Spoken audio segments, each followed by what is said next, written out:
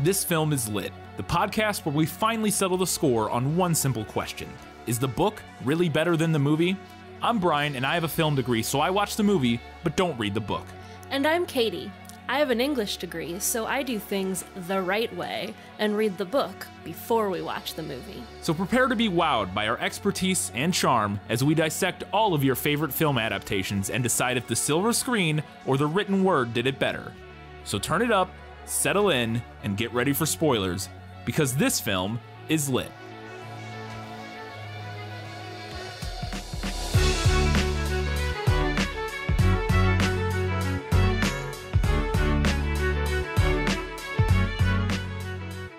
There are no happy endings, because nothing ends. It's The Last Unicorn, and this film is lit.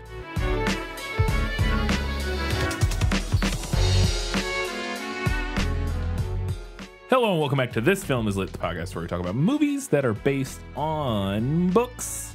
For the first time in a while, we have every single one of our segments. It's still not going to be a super long episode, so we don't have 20 pages of notes like we do for some. But we do have every single one of our segments, which is very exciting. So we're going to get right into it in Let Me Sum Up. Let me explain. No, there is too much. Let me sum up. The Last Unicorn begins with a unicorn in her forest.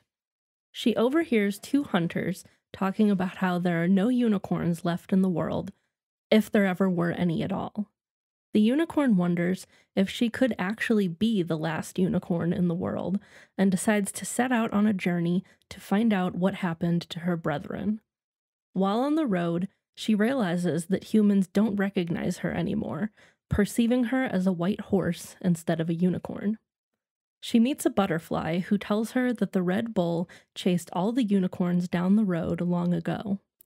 Puzzled by this, the unicorn continues her journey.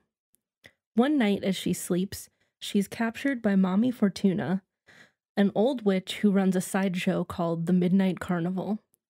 Most of her attractions are sad old animals magically disguised to look like mythical creatures, but aside from the unicorn herself, there is one other real creature, a harpy. Mommy Fortuna seems to know about the Red Bull and mentions that it works for King Haggard. The unicorn meets Schmendrick the magician, who works for the carnival but recognizes the unicorn for what she truly is. He isn't very good at magic, but one night he steals the keys and frees the unicorn. The unicorn then frees the other animals, including the harpy, even though the harpy may kill her. The harpy instead kills Mommy Fortuna, and the unicorn and Schmendrick escape. They head toward King Haggard's kingdom, but Schmendrick is taken captive by Captain Cully and his band of outlaws. When they escape, they are joined by Molly Grew, one of the band who also recognizes the unicorn. The trio eventually arrive in King Haggard's kingdom, only to be accosted by the Red Bull. He chases the unicorn, who appears to give up and allow him to herd her. Desperate, Schmendrick calls on the magic to save her and unwittingly transforms the unicorn into a human woman, fooling the Red Bull. The three are able to gain entrance to King Haggard's castle and enter his service. The king's son, Prince Lear, falls in love with the unicorn in her human form as the Lady Amalthea.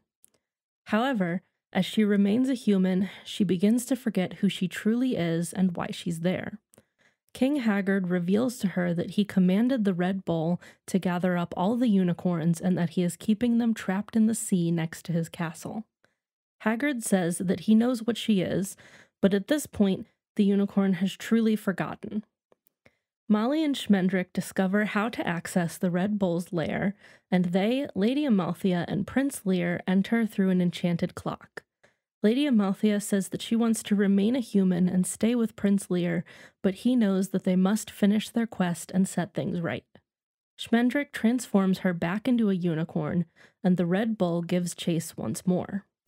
Prince Lear sacrifices himself to keep the Red Bull from driving the unicorn into the ocean, inspiring the unicorn to fight back and drive the Red Bull into the ocean instead.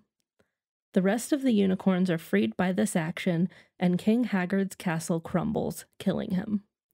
The unicorn uses her magic to revive Prince Lear, who is now King Lear.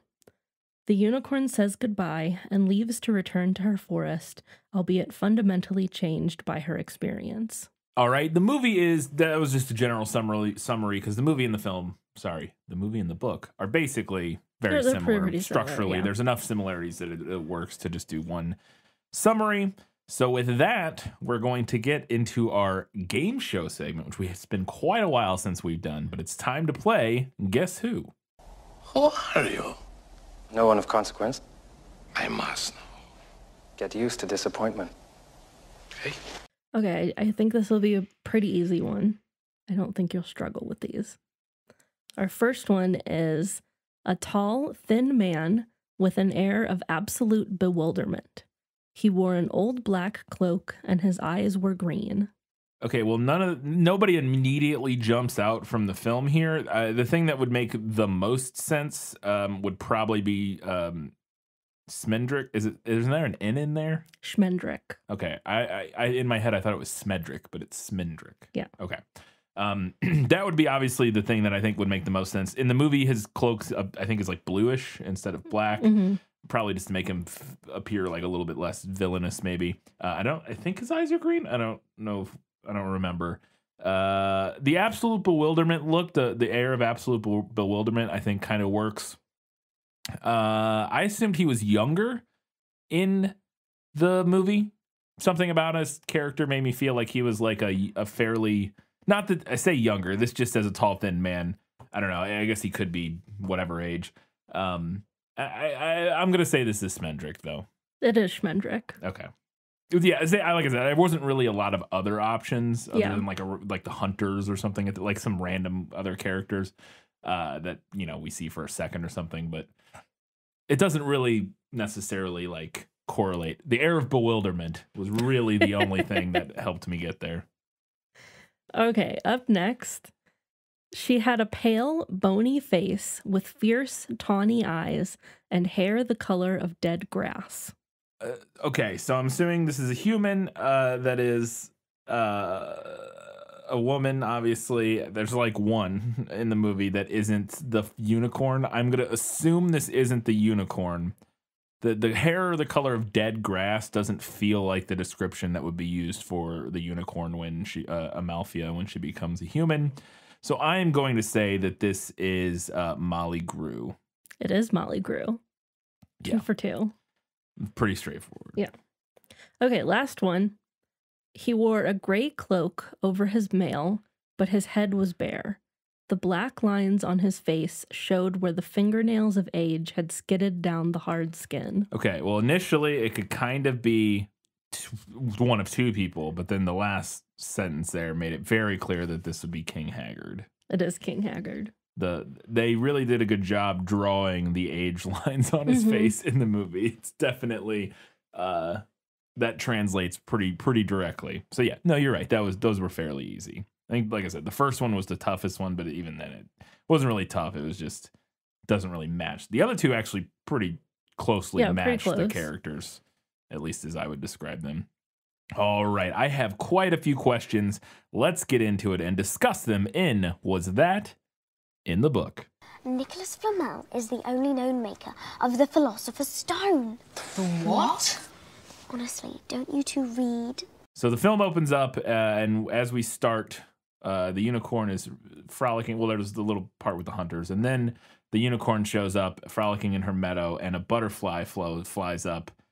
And it's this weird, silly little butterfly who like loves the unicorn and talks in like rhymey poetry nonsense. I understand the concept of the character. That being said, I hated this character. It was literally giving me a headache.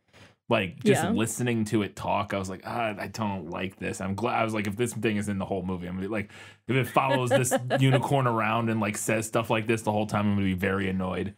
Luckily, it skitters off pretty quickly. But I wanted to know if that annoying butterfly was from the book.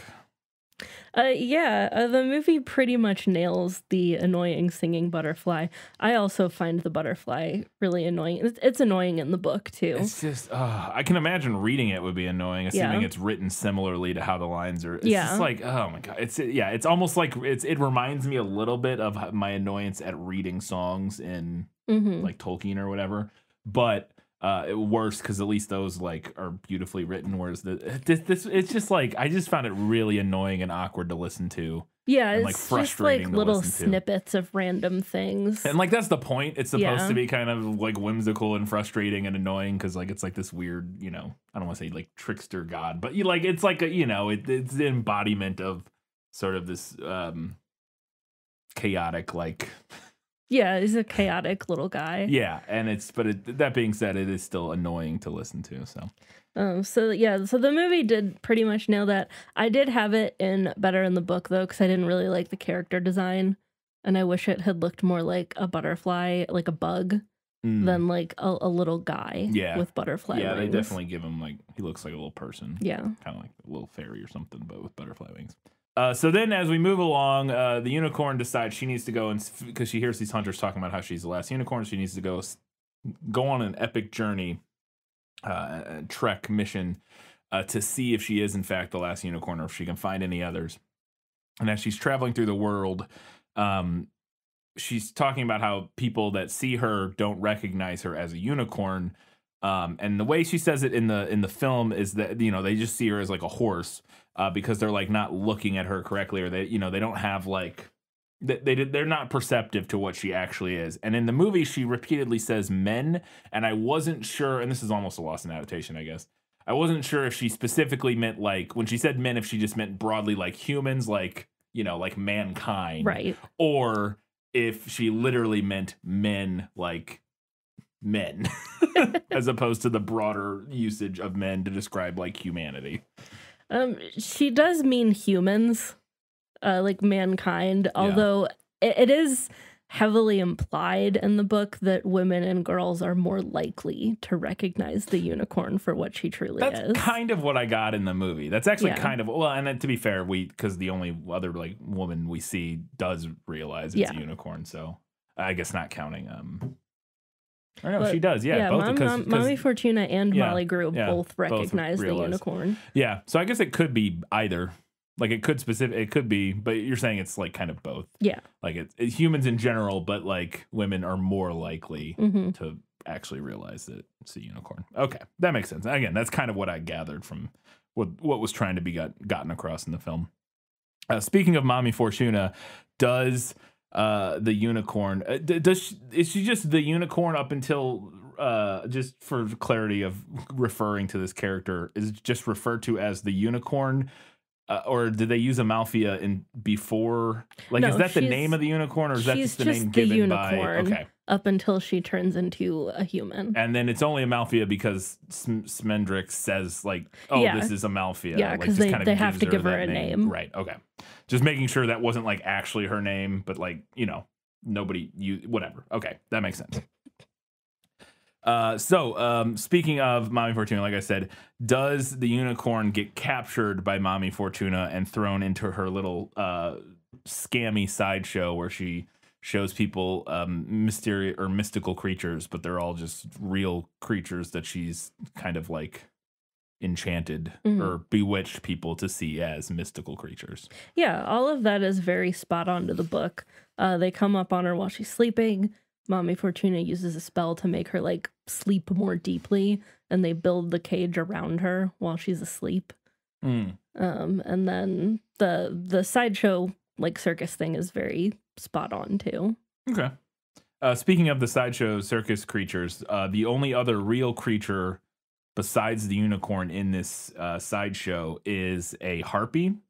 And in the film, this harpy is animated and it has 3 giant dangling breasts. And I wanted to know if that teats, I guess it's not breasts. I mean, they look like whatever. Is that description pulled from the book, or did they just decide to take that creative interpretation?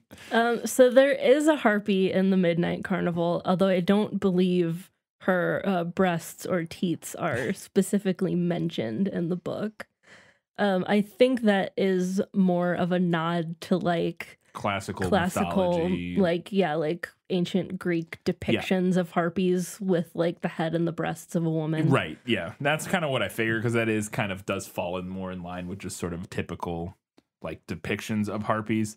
But I was thinking, since this book was kind of, like a YA, it's meant for younger audiences. It would surprise me if the book went into great detail describing her dangling. Yeah, no. Yeah, okay. Movie just decided that would be a good addition. Cool. There is an incredible line in this scene. A lot of good lines in this movie, but there's an incredible line in this scene at the Mommy Fortuna's sideshow where she's talking to the unicorn, and the unicorn is, or Mommy Fortuna is like kind of telling her like what the whole deal is and explaining her whole grift basically, and about how the harpy is like the only real creature and whatnot. And the unicorn, I think the unicorn says this, right? Yeah. The unicorn has this line that is just fantastic, where she says, speaking of the harpy, "Your death sits in that cage and she hears you." Because there's this whole implication that the harpy has been trying to get out and is like very upset with Mommy Fortuna for, capturing her or whatever and exploiting her and blah, blah, blah. And so I wanted to know if that line, your death sits in that cage and she hears you, was in the book, 'cause that's a metal line. That's a good line. I liked that line a lot. It is from the book. And yes, it is a very metal line. Yeah, that's a great line. Your death sits in that cage and she hears you. Yeah, oof, good stuff. So then Smendrick shows up, and he's this bumbling magician who doesn't really know how to do magic very well.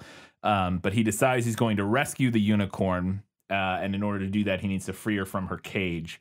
And at first, he attempts some magical spells to try to do this, and none of them work. He tries several different things, all of it fails, and then eventually he's just like, well, I guess I'll just use these keys I stole. And I wanted to know if that's how that plays out in the book, because I thought that was very silly. I thought it worked. Again, just we're establishing character here, the fact that he doesn't know how to actually really do magic very well. Also, there's a little allusion. I have a note about this later, about how this book feels like it has lots of allusions to other pieces of very popular like fantasy literature and stuff. Oh yeah, for sure. But this is one of them where when he produces the keys, he's like something about being a pickpocket or a thief or whatever, which reminded me of, that's what they call Bilbo in The Hobbit. And so I wanted to know if that scene played out similarly in the book. Yeah, it does. He tries to free her. First, he creates like an illusion that she's out of the cage, but she's really not. And then he accidentally shrinks the cage, and then eventually pulls the keys out and says, like, you'll have to settle for a second-rate pickpocket. Yeah. He does make one attempt to free her in the book that does not make it into the movie.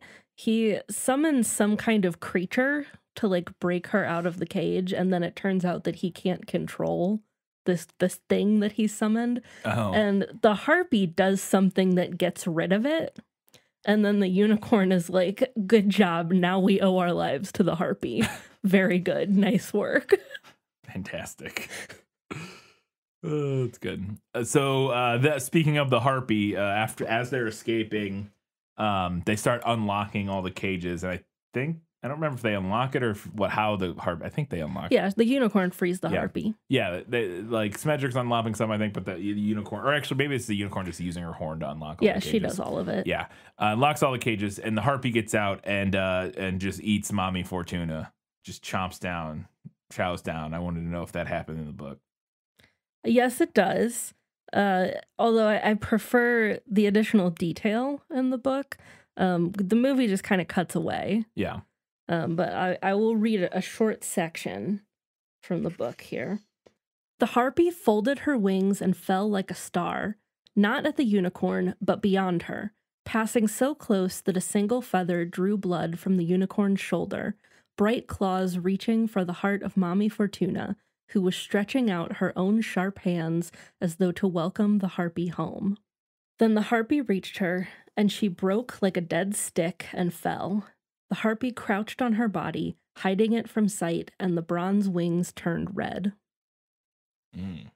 We do see that, we see because that's like the last shot of it we see is the harpy like a vulture kind of like over its prey, or not its prey, but its food as it eats. So yeah, it evokes that a little bit, but it's definitely more intense in the book for sure. So then they move on, and this movie kind of plays out not episodically, but it's a very classic like adventure story where we kind of go from you have like little smaller vignette adventures to vignette within the bigger adventure. Yeah, and the next kind of group they run into is Captain Coley, and his band of adventuring friends. And they arrive, and it comes up that kind of somebody mentions Robin Hood. I think the unicorn or Smendrick or somebody mentions Robin Hood, and Captain Coley says there is no Robin Hood. Robin Hood is a myth, and he's like kind of dismissive of it. And then he like doesn't like Robin Hood, and I thought that was interesting because when they're first introduced, I was like, oh, or is this like going to be like a Robin Hood type character? And clearly that was on purpose because that's kind of the whole thing. I want to know if that whole interaction came from the book it was interesting. I like the idea of this guy who's like aware of Robin Hood, but he calls it a myth. And I assume Robin Hood doesn't actually exist in this universe because he insists that he doesn't.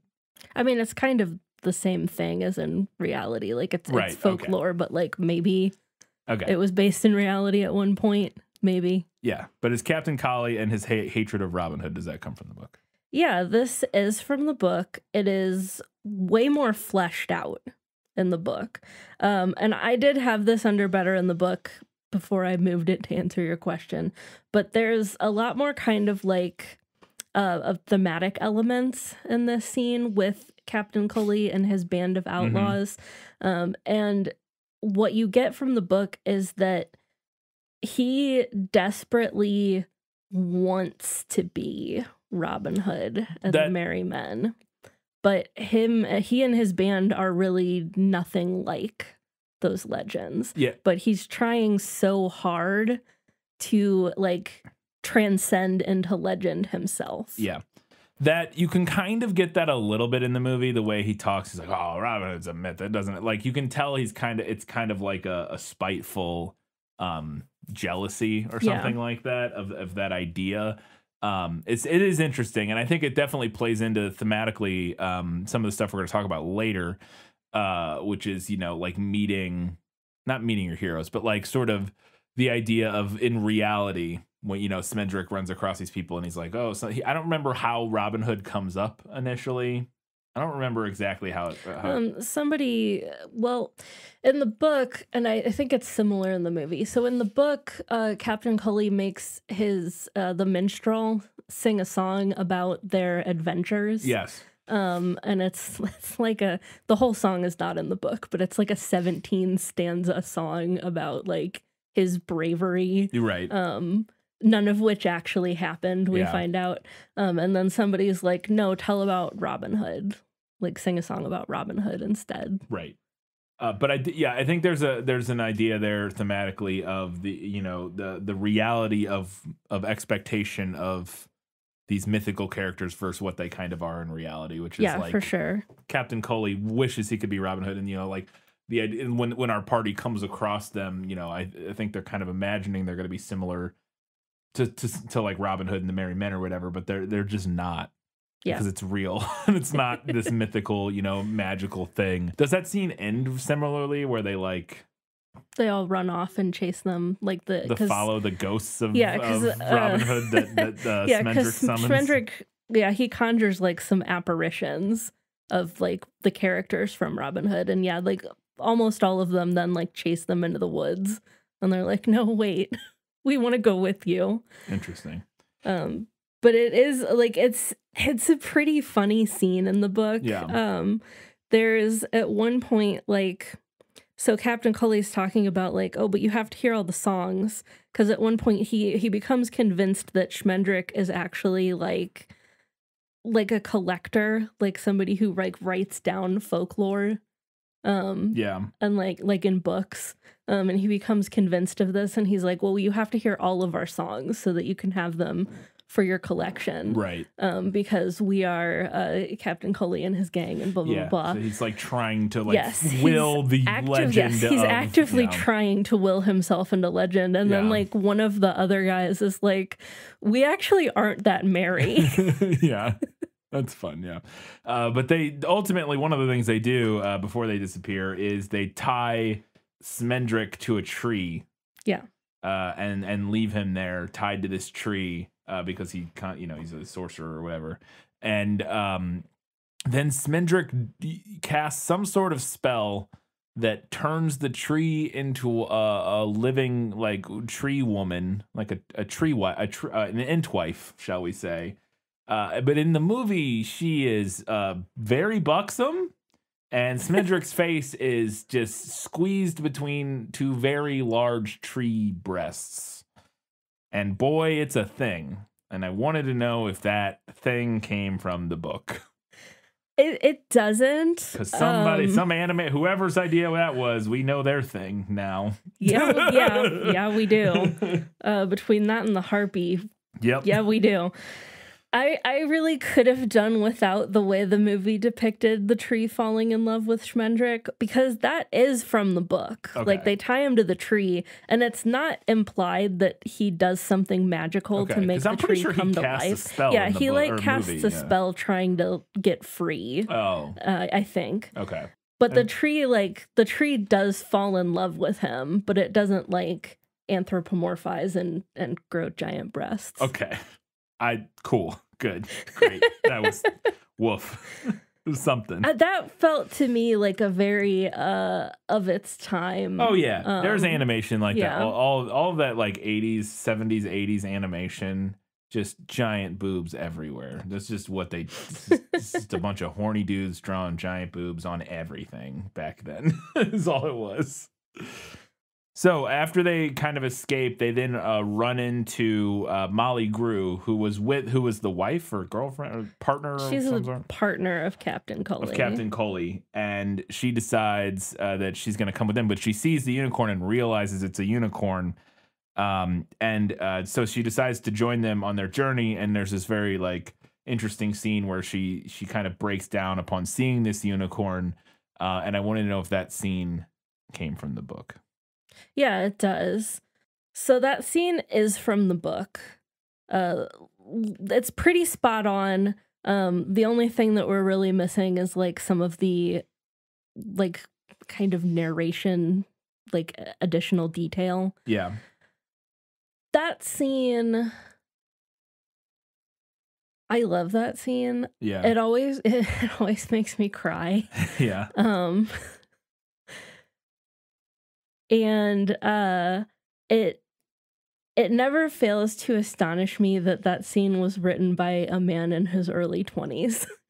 Because I think, and I feel like a lot of women around my age would probably agree with me that scene really cuts right to the quick of a very common experience of like feeling like you're past your prime. Mm-hmm. And that like everything has passed you by. And so then when she's confronted with this thing that she expected to have when she was in her prime, she gets mad about it. Yeah. But that scene is from the book. She does invite herself on their quest, ultimately. Mm-hmm. Partly because she has been waiting for her whole life to see a unicorn. And partly because she's disillusioned with her life with Captain Cully. Yeah, which would make sense because Yeah. he's kind of just an obnoxious like wannabe. Yeah, and we go back to that like thematic thing about like real life versus stories and how we all fit into this kind of narrative, because what we have with Molly Grew is this person who fully bought into this romantic narrative about like, oh, I'm gonna run away with my lover and we'll be outlaws in the woods together, and we'll live happily ever after and lead this merry life in the woods. And then what happens is that she ends up being cook and maid to a bunch of obnoxious men in the middle of the woods, and she does all of the labor and is responsible for everything because Captain Cully is busy trying to be Robin Hood. Yeah. And she never gets to be Maid Marian. Right. Yeah, no, it's a really powerful scene. It's really well written, and it is, like you said, it is amazing that it could be, regardless of gender. I think it's just amazing that somebody so young could have that kind of perspective on Yeah. on that kind of thing. Like, again, regardless of being a certain gendered experience, I think everybody at least has some sort of, anybody who has gotten to at least to a certain age has definitely had that that confrontation with themselves at some point of what they expected their life to be or what they thought it would be versus, or, you know, what they wished for versus what it is. And you know, sort of that even if that opportunity does show up later in life, it can be, you know, hard to confront and hard to like parse, and it can definitely sort of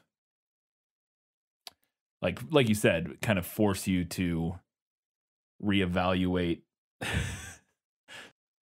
a lot of beliefs that you've had before or about the world and stuff like that. And in this instance, it's interesting because it's both a happy and sad situation. Like it's both a it's very bittersweet. Yeah, that's the happy bittersweet. Yeah, that's the word I was looking for. It's a very bittersweet moment where it is this you know, this sort of childhood dream coming true, but at a time where she feels like she's no longer sort of really capable of embracing it fully, I guess would be, or like, you know, being a part of it fully, because, you know, she's not young and spry and hopeful anymore or what have you.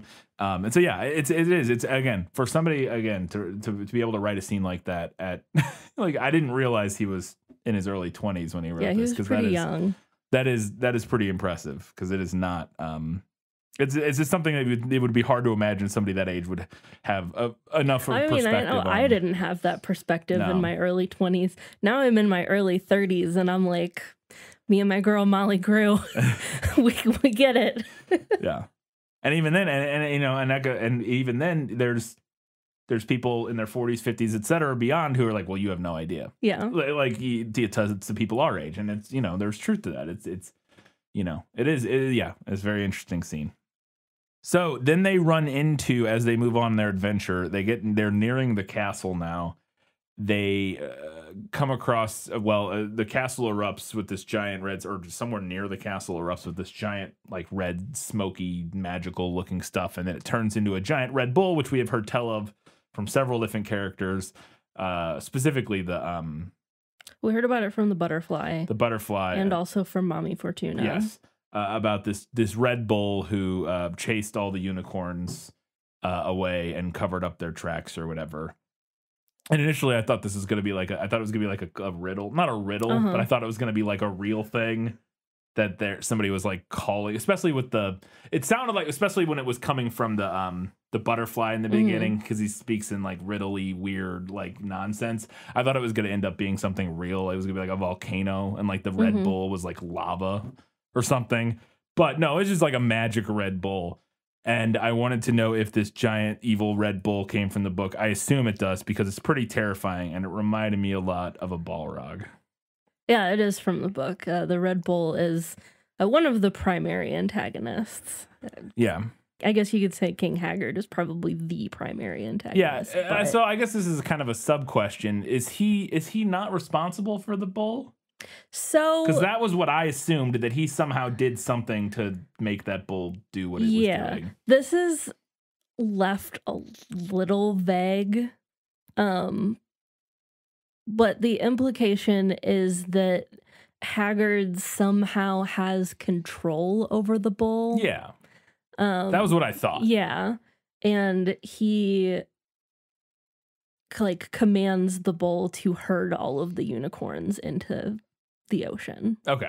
That's what I assumed. Yeah. It's never explicitly stated in the movie. It's not really explicitly stated in the book either. Yeah. Like, we don't, I guess it is, but like, we don't know where that power derives from. Yeah, I guess that's, because like, it is like in his castle. Like, it's in the not basement, but it's like seems to be in the bowels of his castle or whatever, just kind of hanging out. So you would assume he was responsible for it somehow. But yeah, they don't go into like, was it a spell he cast? Is it a creature he found? Like, is it a, why does he have power over this bull? We don't know. We don't even really know what the bull is exactly. Is it similarly described in the book as sort of like, because in the movie it's like it seems like a smoke, like it's like a red hazy like magical force, you know, it's like nebulous. It's not like a physical, or at least it doesn't, I mean, it doesn't really seem, it's like accompanied by whenever the bull shows up and runs around, it's accompanied by all this like red, hazy, smoky looking stuff. Yeah. Which kind of makes me feel like it's not in fact like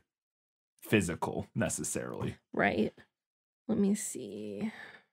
I mean, I guess haze and smoke is physical, but you get what I'm saying. Like it's not it's not like an actual bull. It's not some sort of like magical creature. To me, it feels more like some sort of spell something or something. He was the color of blood, not the springing blood of the heart, but the blood that stirs under an old wound that never really healed. A terrible light poured from him like sweat, and his roar started landslides flowing into one another. His horns were pale as scars. And I don't think it says like how big he is, but it is implied that he's very large because he like knocks over trees and like basically destroys the landscape as he's chasing her. Yeah. Okay. So it definitely, and that is interesting because it does knock over trees. You're right, and that does happen in the movie. So it is physical, at least in so much as it can interact with the world.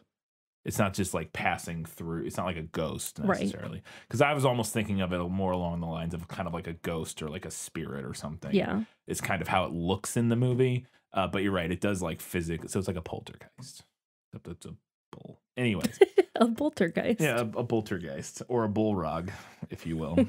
Anyways. Okay. So it's chasing the unicorn around, and they don't really know what to do. Molly's yelling at Smendrick to do something. He's like, I don't know what to do.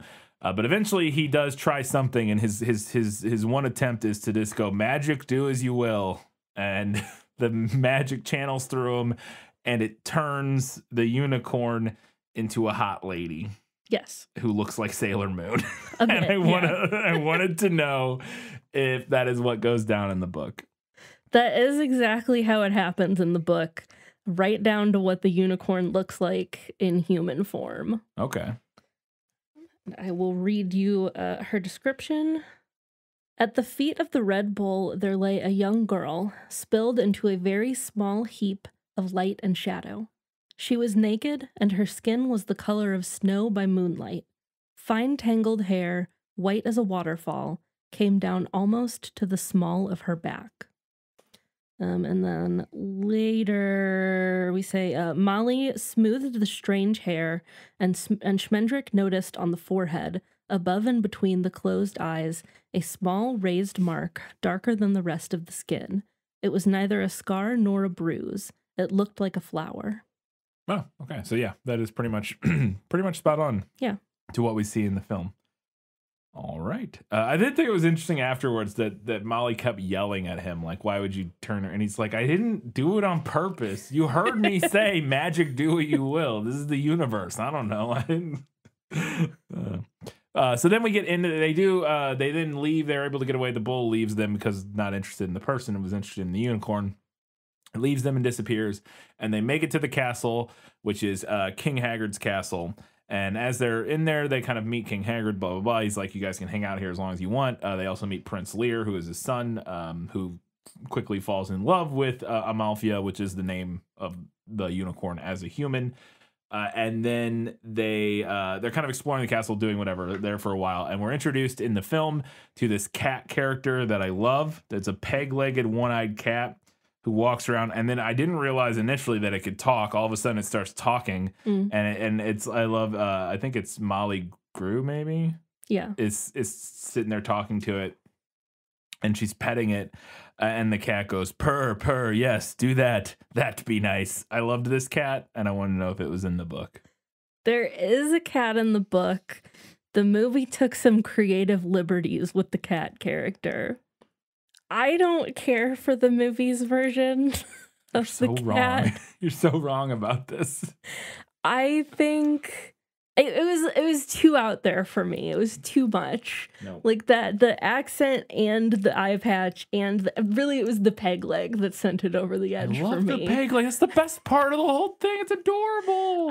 This is also, though, this is mixed up in my feelings about the way that Rankin Bass animates animals, which I don't care for. Well, to be fair, it's not them. It's their movie, yes, but we talked about it in the prequel. This is a Japanese animation studio that they outsource all of the, Yeah. but it's Anyways, like yes. same style as like the Hobbit. Right, yes. And the animals always just look like slightly off. Like if you notice the cat's paws, they don't look right. They're terrifying. And I just don't like it. That's fine. I mean, like you could not it. like the way they look. I don't know. I thought this character was great. I mean, it's in like one scene for 30 seconds. Yeah. I loved him. Also in the book, I'm pretty sure it's supposed to be a tortie cat, which I really love. That would be better. I agree. No argument for me here. I still like that cat a lot. I did like purr. Yes, do that. That'd be nice. Yeah. Okay. I'm glad you at least can admit to some extent that cat's great. So then it is revealed as they stay there for a while that the King Haggard has essentially kind of like captured all of the unicorns. And my initial interpretation, and then I realized afterwards that this is not the case, I don't think, was that he had like ushered them, because he's talking to Amalfia like looking over the ocean. He's like, yes, I have all the, and he's like trying to get her to admit that she's a unicorn. Yeah. But she doesn't.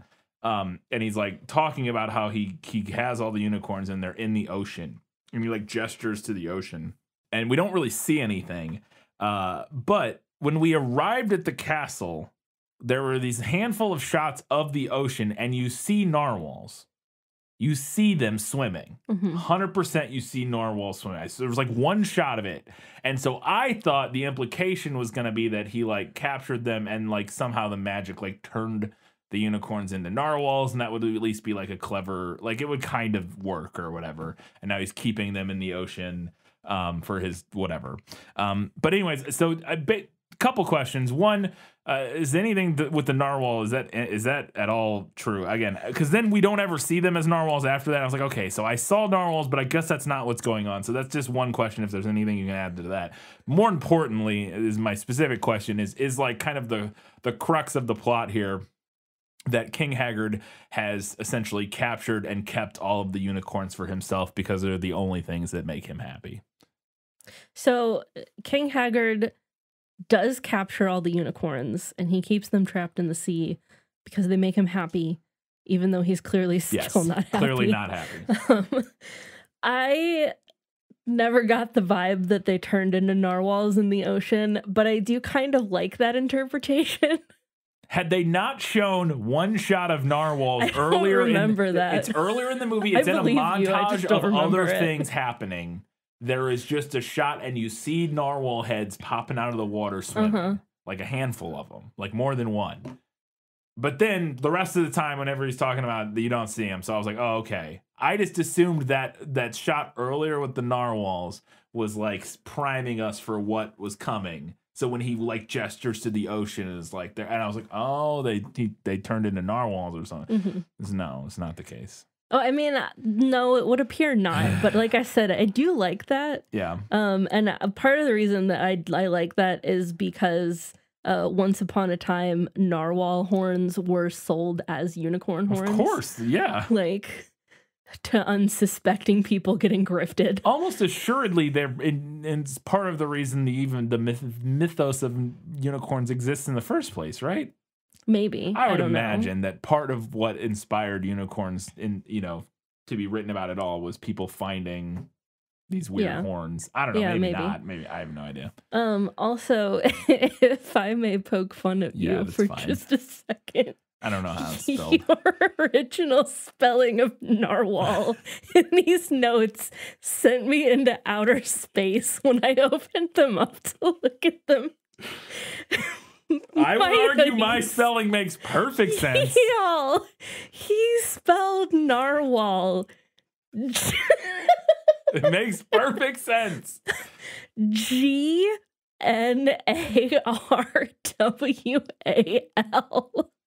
Narwhals. Like gnome.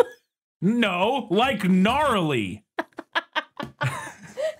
I thought they were the same root word. I will say I have to revoke my Redditor card because I should know how narwhal is spelled because of the dumb Reddit meme from a decade ago There was a whole thing. It's the cringiest, dumbest thing ever. There was a whole thing back on Reddit back in the days. The way you would recognize another Redditor, and again, I'm gonna say this: it's the cringiest thing in the universe. Was that if you said the narwhal bacons at midnight, that was like a code phrase that you like were like a Redditor. I see. And so I've seen narwhal written, but my brain somehow forgot how it was spelled. And it was like, okay, like gnarly, narwhal. Perfect. Why wouldn't it be? I don't know why it wouldn't be. Oh my God. My mom also once asked me if narwhals were real. That's another fair question. That's a fair question. You would think that you look at them, you go, oh, that's not a real thing. You see a drawing of a narwhal, you're like, there's no way that's a real thing. It is, though. I know. I'm just saying, I can totally understand being like, no, it's not. The name doesn't sound real, and they don't look real. If you see a drawing of a narwhal, you're like, okay, that's somebody's like, what if I made a manatee into a unicorn? Like, what? You don't think you would assume it's not real. I get it completely. All right, moving on. They didn't need to. They've been in this castle for a while. They realize that they need to get. They're trying to escape. I don't remember even where they're trying to. They're trying to get down to where the Red Bull is. That's right. They're trying to get to the Red Bull because they think somehow the Red Bull will like. They'll be able to get answers for. I don't understand necessarily what their goal of getting to the Red Bull is. I think that's just like the only logical next step for trying to find out what happened to the unicorns is to find the Red Bull. That's fair. Okay, so they're trying to get down there. They get they're at one point in this like dungeony area. There's this skeleton, like enchanted skeleton who can talk. And they've been chatted, who we've seen a couple times in the movie, but they finally get to him here, and they're trying to figure out how to get to the Red Bull, basically. And he says he knows how to get there, but he won't tell him unless I think he's gonna he wants doesn't he want them to answer a riddle or something? What is the riddle part? Wasn't there a riddle? So the riddle actually came from the cat. The cat says, "Let me find it." Okay. Okay, so Molly's talking to the cat, and the cat says she must take the king's way down to the bowl. And then Molly asks, "Do you know the way? Tell me the way. Tell me where we must go." And the cat says, "When the wine drinks itself, when the skull speaks, when the clock strikes the right time, only then will you find the tunnel that leads to the Red Bull's lair." Okay. So that's the riddle part. Okay. So then they go down to this, they find this skeleton and they're talking to him, and I swear he says something, but then eventually he's like, "Hey, I'll tell you if you can give me some wine." And Smendrick has like a bottle of like a flask of water. And that he says he can turn into wine, and he kind of turns away from the skeleton, drinks the water, and then does a spell, and then hands gives the skeleton an empty bottle, and the skeleton, I guess because he's a skeleton, doesn't realize that it's not actually wine, and drinks nothing, and is like, "Yeah, that's the good stuff," and tells them that they got to go through the clock. So the whole thing, does Smendrick's trick a tricky skeleton with fake wine? Does any of that does all come from the book? Yeah, I think in the book he actually does turn the water into very weak wine, but it's not super clear, and I think the scene works either way. Like, regardless of whether he actually turns the water into wine or not. Yeah. I think the scene doesn't work very well either way. That scene was a little confusing. It's a little clunky. And, like, it was a little confusing in the book, what is too. he even trying to do here? What is he? Okay. And I was like, and then I was just trying to piece like, okay, so the skeleton in the movie, like I said, he drinks the water and gives the skeleton nothing. And I'm like, so is the skeleton just because is it not a joke, but is the idea that the skeleton, because he doesn't have, soft tissue or anything, right, like literally can't know that it's not actually wine, but he seems to know other things, like he's talking, like, I don't know. It's one of those things where it's like, I don't necessarily know what I'm supposed to be like getting out of this interaction. Again, it's fine. Like it works. Yeah. Like I get it as sort of like a classic, like, you got to trick the Sphinx or whatever to get right. I get it. Yeah, you got to trick the gatekeeper. Yeah, trick the gatekeeper kind of deal. It's fine. It worked. I just felt a little clunky and like I wasn't exactly sure what was supposed to be playing out. But it sounds like it's similar, at least in the book. Yeah, it was a little clunky in the book too, in my opinion. There is one line in the book that I wish had made it in the movie because it made me laugh. When Molly hands him the water, she hands him the water, turn it into wine, and he's like, turn water into wine? And she's like, what? It's been done. Yeah. It was when they were going there in the movie, I was like, oh, okay, I see where they're going. Like when he's like, well, we got this thing of water. I was like, all right. Fair enough. But they don't make the joke that you're kind of expecting in the movie, at least not from my memory. So he basically reveals after he gets the fake wine that if they need to go through the clock, there's this big, like, old broken grandfather clock that is like essentially a portal to the depths of where this Red Bull is. It also cracked me up every time they said Red Bull because I know the energy drink the whole time. But anyway, so they rush through this clock and they end up in the tunnels below. First in like this like sort of ephemeral like void haze, space or whatever, and then eventually into these tunnels like the seemingly below the castle. But I want to know if that like going through the grandfather clock as like a portal to get to the Red Bull comes from the book, because this is where I was, again, lots of things throughout this movie kept giving me allusions to other earlier fantasy properties, like the grandfather clock kind of acting as the wardrobe from the Narnia series. Mm-hmm. We have the bulls kind of like reminded me of the Balrog a little bit and stuff, although there's different ideas of what the Balrog even looks like, but there's a big red thing with horns, like, chasing things around. I talked about Smedrick being like a thief, kind of reminding me of Bilbo a little bit in certain regards. And there was a handful of other things throughout that reminded me of, again, different things from Lord of the Rings, Narnia, other stuff like that. And I wanted to know specifically if the clock portal came from the book. Yeah, it does. They do run through a clock to get to the Red Bull's lair. And I agree with you. Beagle is for sure standing on the shoulders of fantasy authors that came before him with this. And what's interesting, though, is that reading the book, I can also very clearly see his influence on more modern fantasy authors like Neil Gaiman, Terry Pratchett, et cetera, especially stylistically. Yeah. And I will say, it's not even necessary. It didn't feel like sort of. I mean, standing on shoulder giants is the way to do it. To me, they almost felt more like specific, like cheeky references. Yeah, as opposed to like that's fair. Like sort of like just using them, as opposed to like just taking them and being like, "Well, I'll use this." It more so felt like kind of like a winking reference to, at least a little bit, to like things that clearly inspired him. It felt more like deliberate and obvious homages as opposed to like kind of covert stealing, if that makes sense. Yeah, no, I don't think it was covert stealing. No, I'm not saying that. I wasn't saying that you were implying that. I'm just saying like it feels very clear to me that Beagle is not like it doesn't feel accidental, I guess. It feels very purposeful and like, again, as homages as opposed to like just using those things. Anyways, so then as they get into the tunnels, they have a discussion. I didn't really set it up, but I mentioned it earlier that Prince Lear, who's the son of King Haggard, falls in love with Amalthea, who is the human version of the unicorn. And they've kind of grown closer over the course of this. There was a whole music number and everything that we didn't talk about. And then but in the tunnels, they're basically discussing, and Smedrick's like, "Look, man, she's a unicorn, and she's gonna turn back into a unicorn at some point."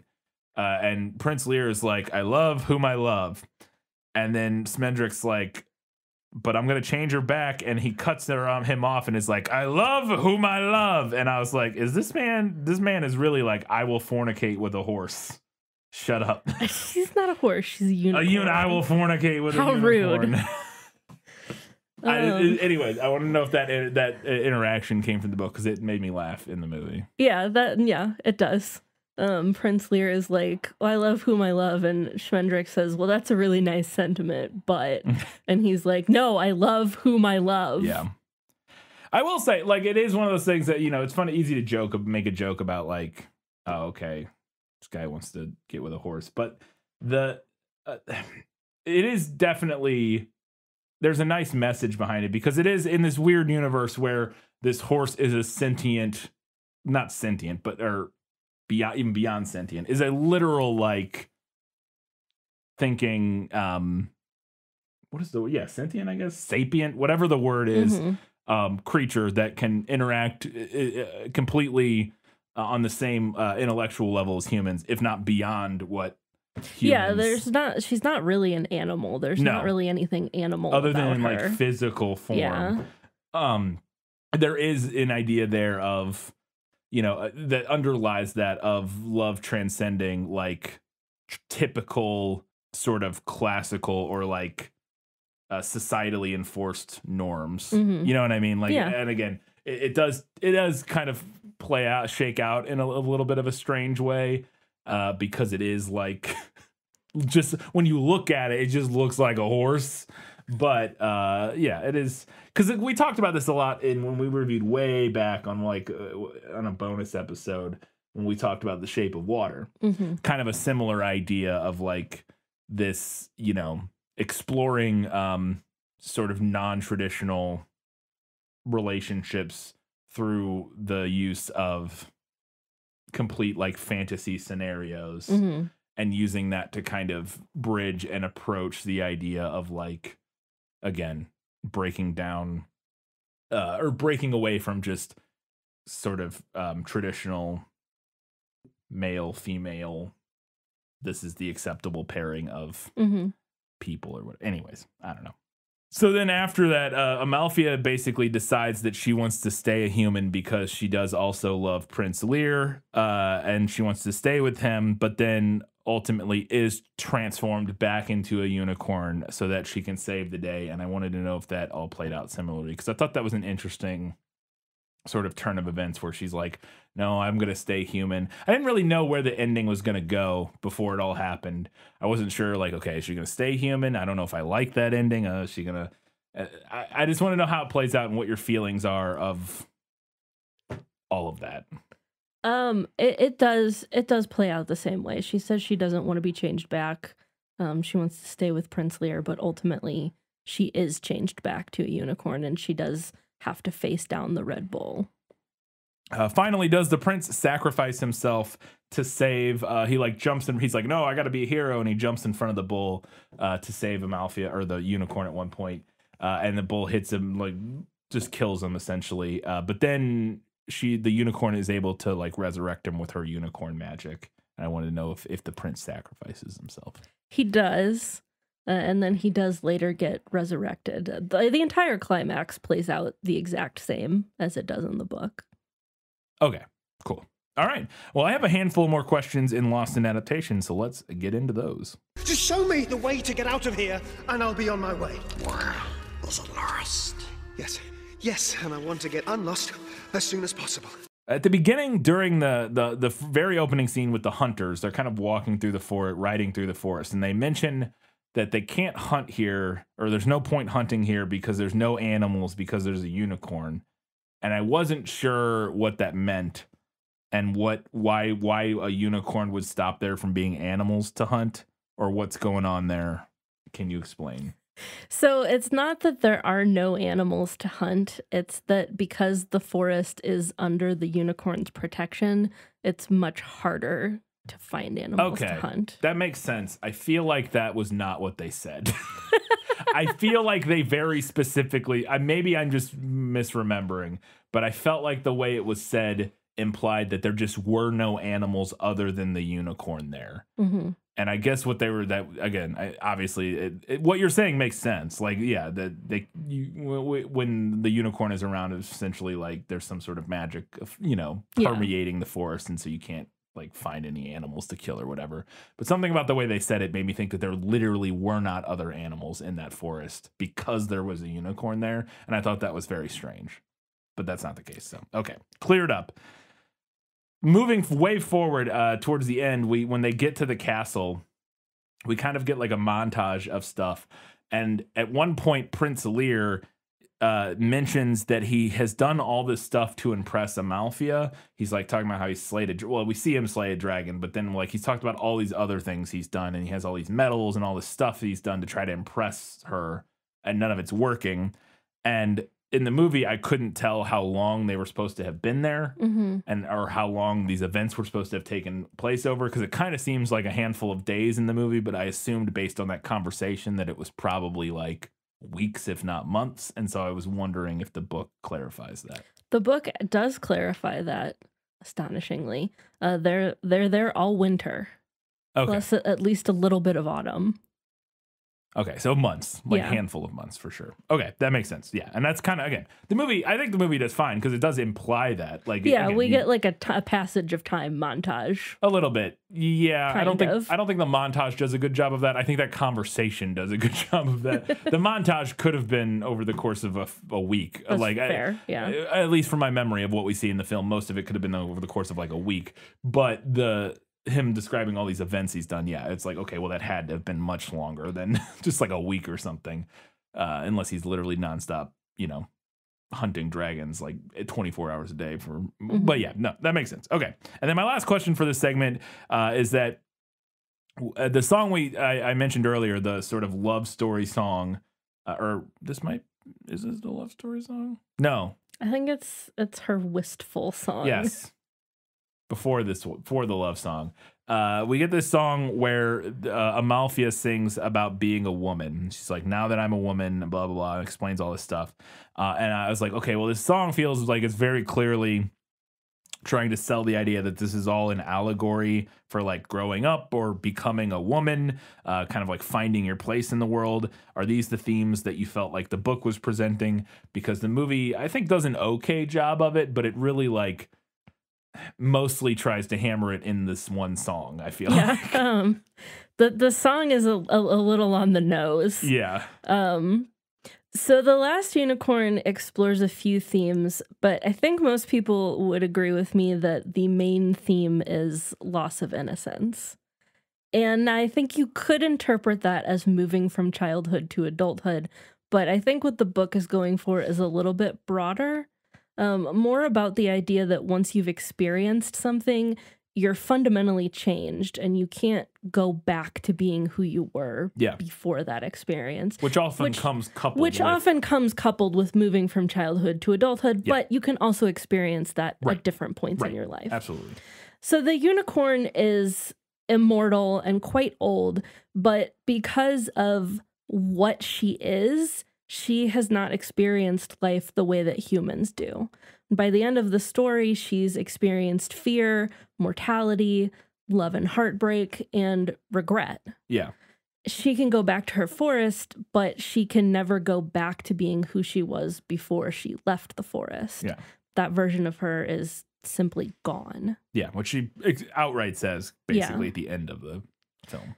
Another theme that the text explores, which we've talked about a little bit, is the idea of stories versus real life, and like the roles that individuals can play within stories, as well as this idea of kind of being set on a path and needing to fulfill a role within a story and like having to see it through to the end.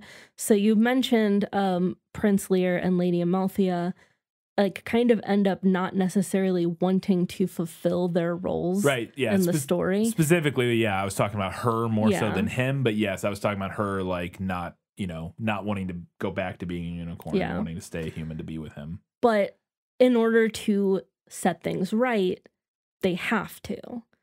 She has to face the Red Bull and he has to commit to the role of the hero in order to help her do that, right? They can't pretend to not be what they are. They can't escape from that kind of role within the story. Yeah. And I do think the movie tries, but it's just not able to explore these themes as fully as the book can. And it does kind of hammer them into like a couple specific points. Yeah. And I will say for sure in regard to like the Prince Lear and that him not wanting to, I didn't get remotely that he didn't want to fulfill or like was, felt forced into fulfilling the role of a hero and didn't want to, unless it's possible I'm forgetting scenes. Initially, when she's like, I don't want to turn back into a unicorn. I want to stay with you. And he's like, I want to stay with you too. Yeah.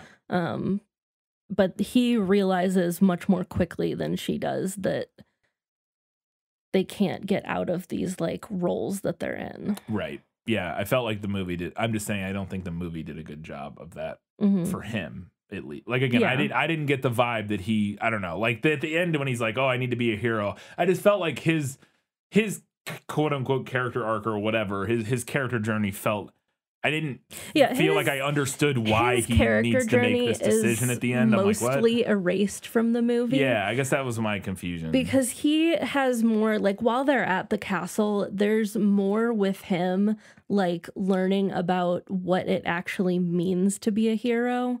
Because initially he's like, well, I'm going to be a hero, and that means that I go out and I slay dragons and I kill ogres. But ultimately what he has to learn is that being a hero can mean, like, sacrifice. Right, okay. And the movie does say all that stuff, I guess, or some of that at least. I don't know. It didn't connect with me. Her version of it, I've made a lot more, like, it felt a lot more obvious, like that's what the movie was getting at, you know, with her not wanting, or, you know, not wanting to like become a unicorn again and have to go confront the bull and all this sort of stuff and just wanting to stay with him. That being said, even that felt a little flimsy and weak at times, and we'll get into this a little bit more shortly towards the end. But my other question though in regards to the ending is, what do you feel about, or how do you feel about the decision, or not the decision, the idea in the narrative that she wants to stay human? I guess I thought that was a weird choice. I guess part of it is that in the movie it feels like it kind of comes out of nowhere because her relationship with him isn't very well fleshed out. And like I just felt like her decision all of a sudden, not decision, but at the end of the movie when she's just kind of like, I don't want to be a unicorn. I want to be, I want to stay human and be with Prince Leia. I was like, do you really? Like, it just felt like, I was like, you know, I think her whole arc is finding courage and like learning to be brave. Really? Because I feel like she starts pretty brave. I don't know. That feels like a flaw of the movie, because to me it doesn't. When she's like runs off on this adventure, feels like kind of a brave thing. She's like, I gotta go find the unicorn. Like, it doesn't feel like she's struggling to like act or do things up until the end. At least to me in the movie. Again, it doesn't feel like she's ever struggled to like act or do things. I don't know. Well, okay. So she does initially struggle with whether or not to leave the forest in the book. She struggles with it a lot. Yeah, in the movie she just immediately runs off. Yeah. And it specifically says in the book, the unicorns are not meant to make decisions. Okay. And I think what it is, where it gets a little bit confusing and what gets lost in the adaptation of this, is that she has to learn fear first.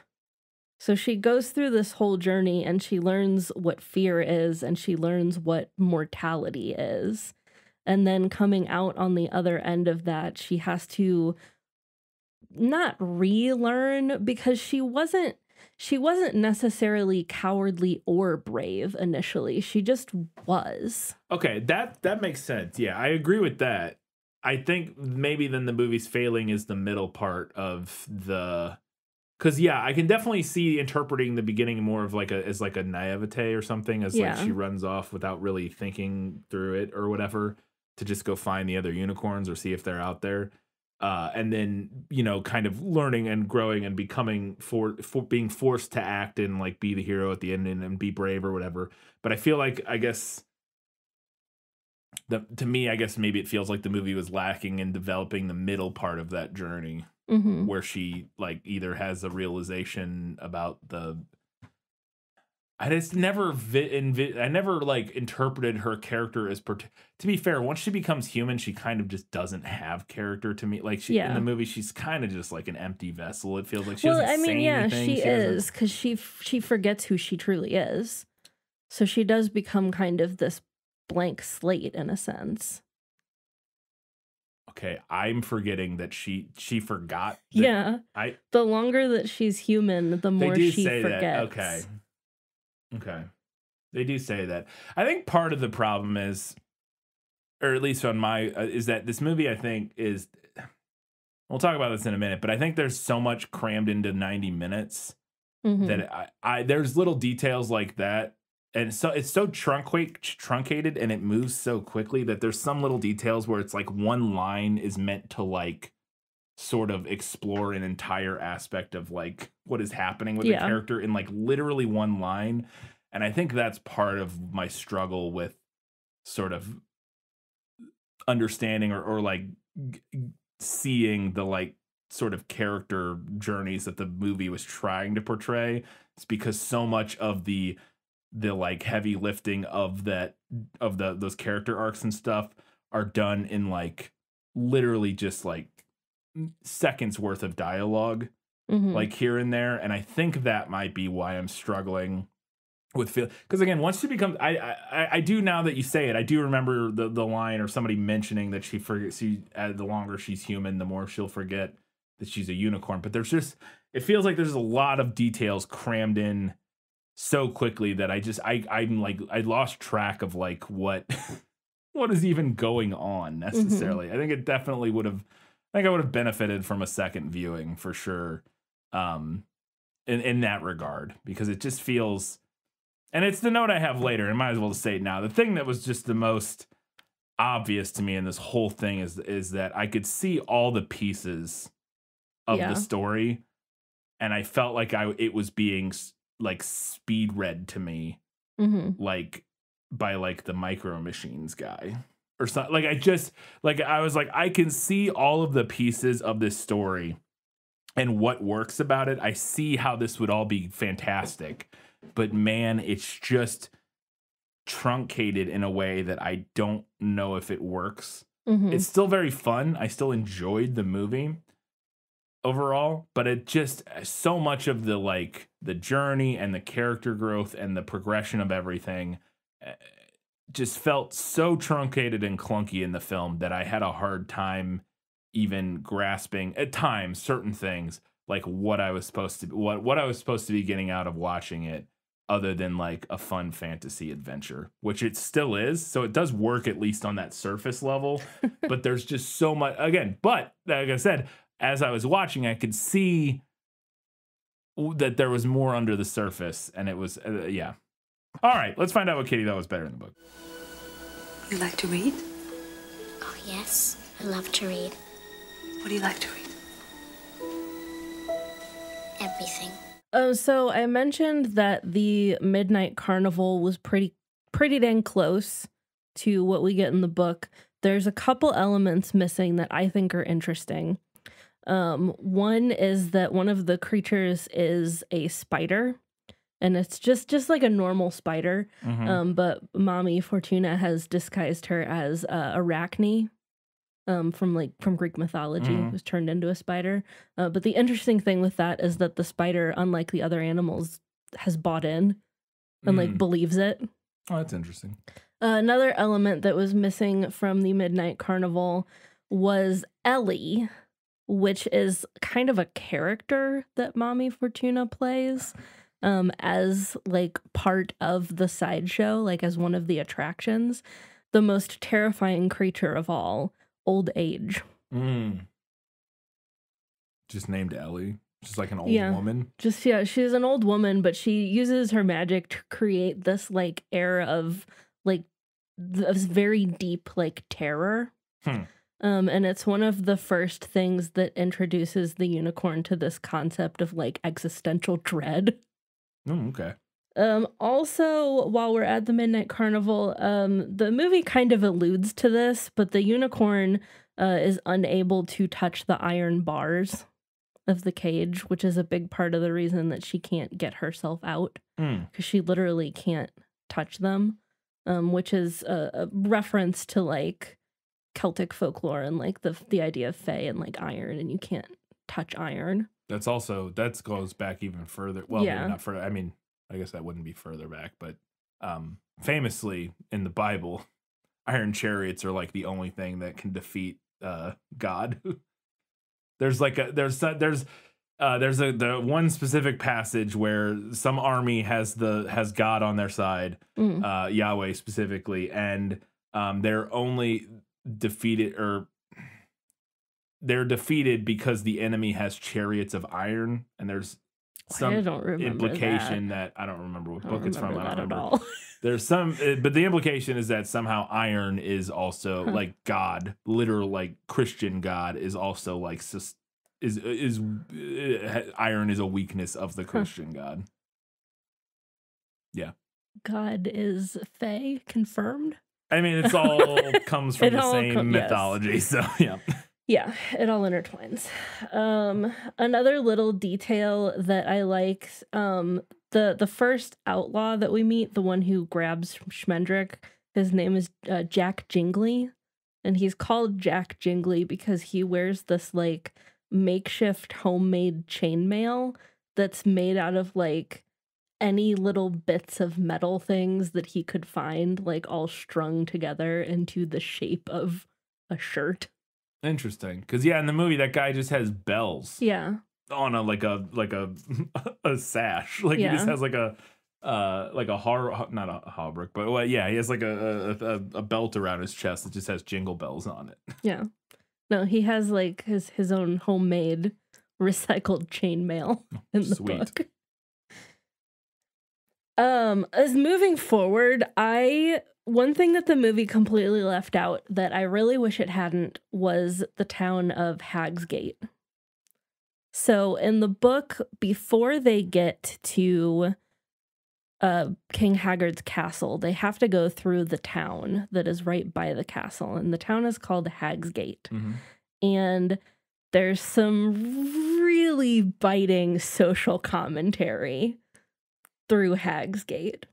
So the history of the town of Hagsgate is that when King Haggard was building his castle, he had it built by a witch, which is why it's so insane. Right. So he has this witch build his castle for him, and then when it's done, he doesn't want to pay her. Mm-hmm. Typical.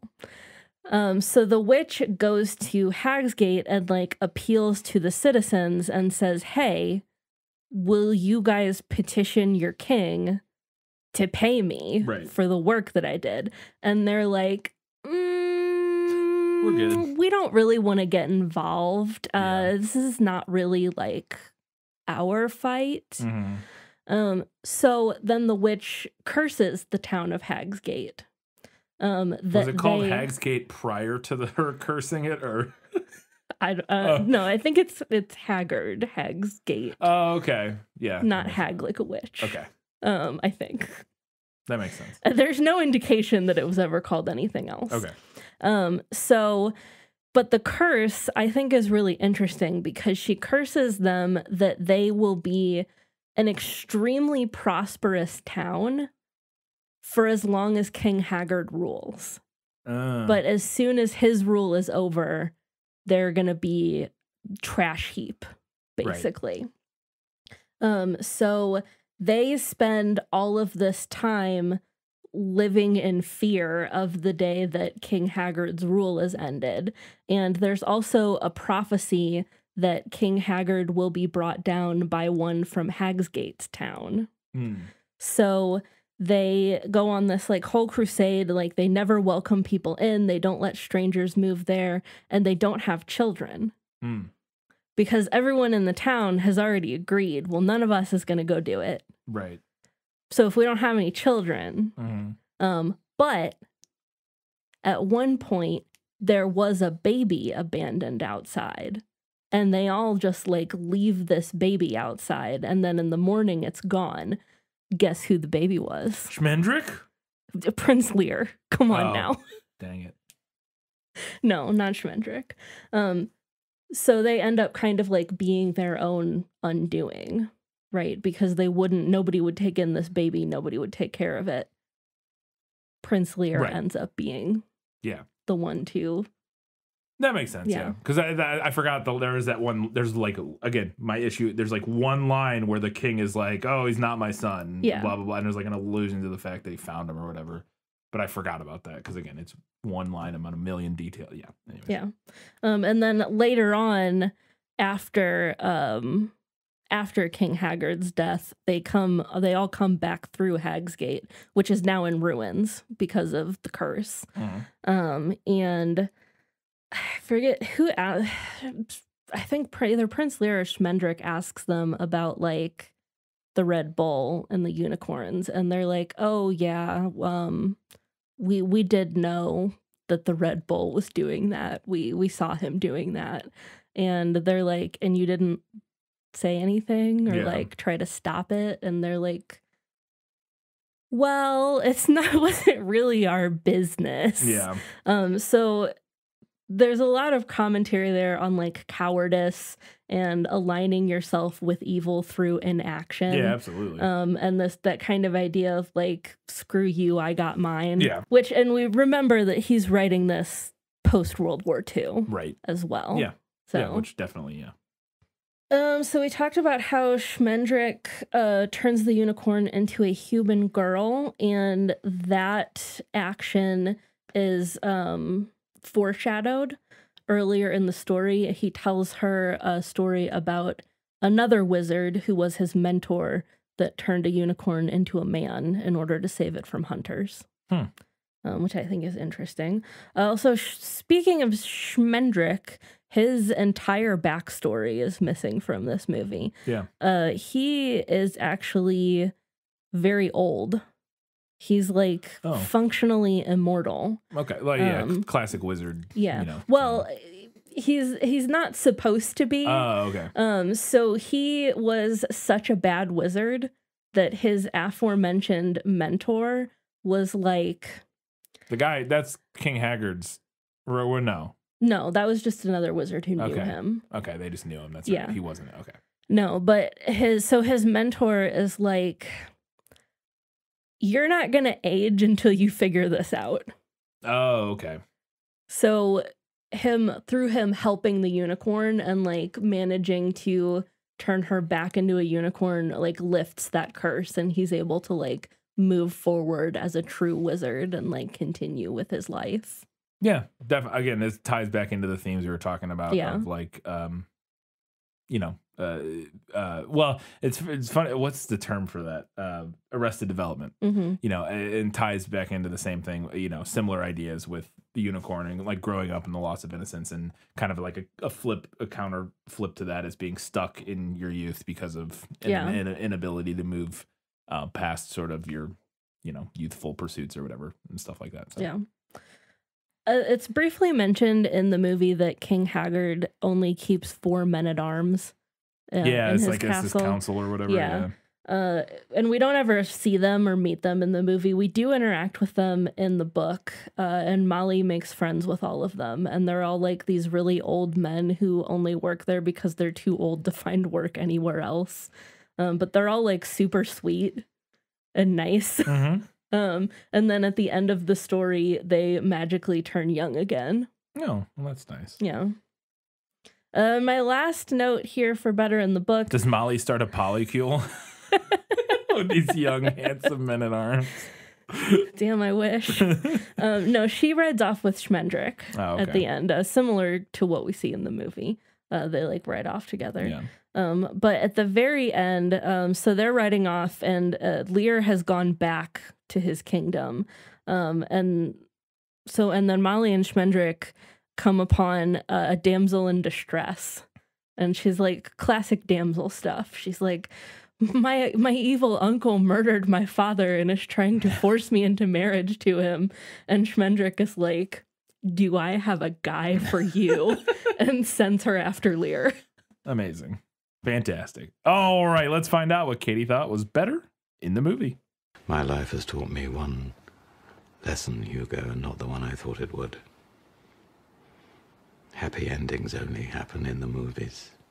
So the book starts off with the unicorn when we like kind of get to know her a little bit before the hunters arrive. But I liked that the movie flipped that a little bit. Mm-hmm. And we start off with the hunters. We do see like the unicorn's shadow. Yeah. But I liked that we start off with the hunters talking about how there are no unicorns anymore before like the full reveal of the unicorn. Yeah. A movie skips over, or I guess changes, how the outlaws actually get a hold of Schmendrick. So what happens in the book is that they come across this town that's like very prosperous, and they're like feasting there, and Schmendrick is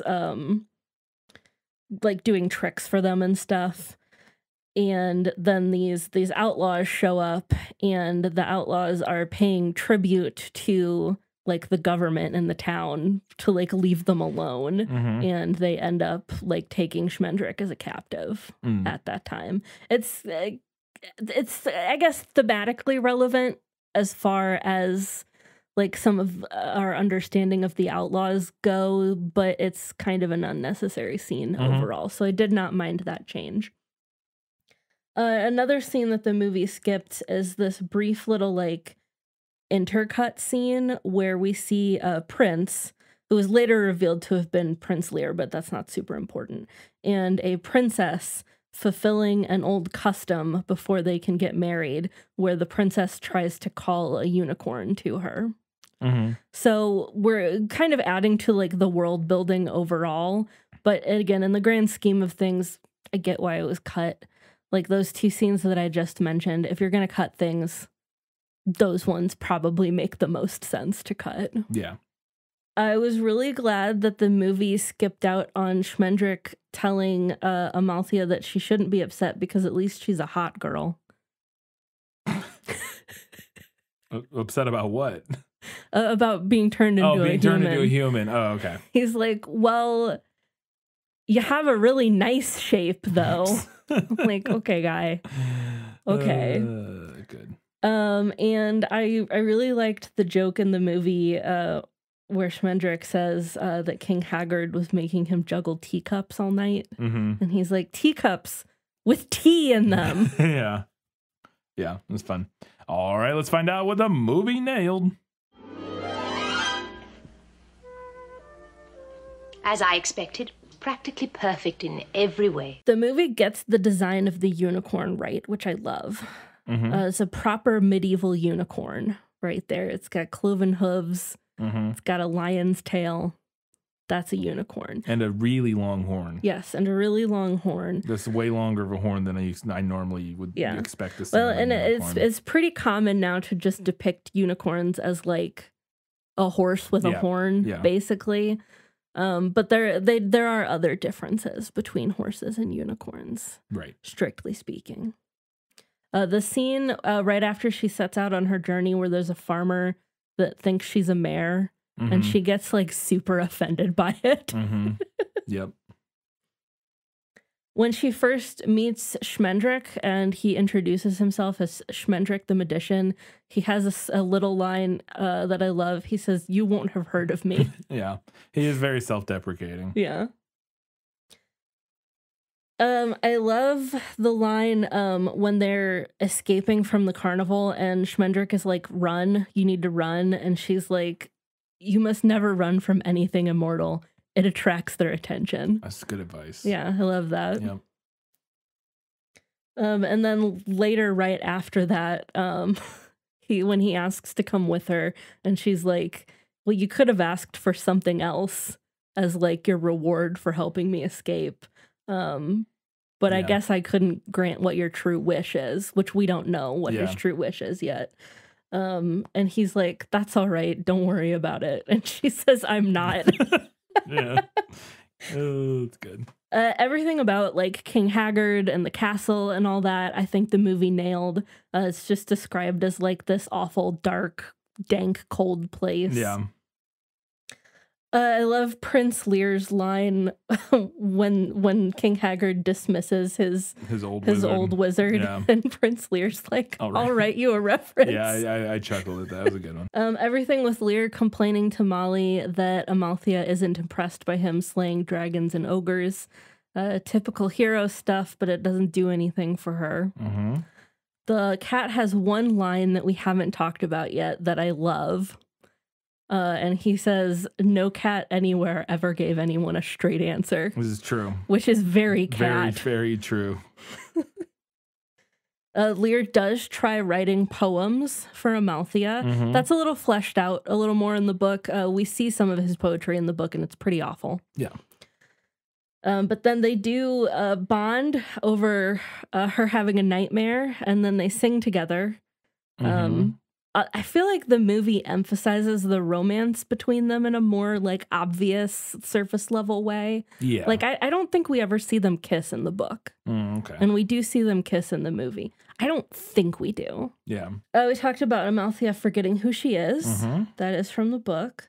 Also the line, a happy ending cannot come in the middle of a story. And then kind of one of her final lines, which sums up a lot of the themes. No unicorn was ever born who could regret, and now I do. I regret. Yeah. I actually had one more question. I just remembered because I made it when I was writing the intro quote. I wanted to know, is this line in the book, there are no happy endings because nothing ends? Yes. That's Smendrick's Yeah. line. Okay. I figured it was. It sounded like a book line, but I wasn't 100% positive. So, yeah. All right. We got a handful of odds and ends before we get to the final verdict.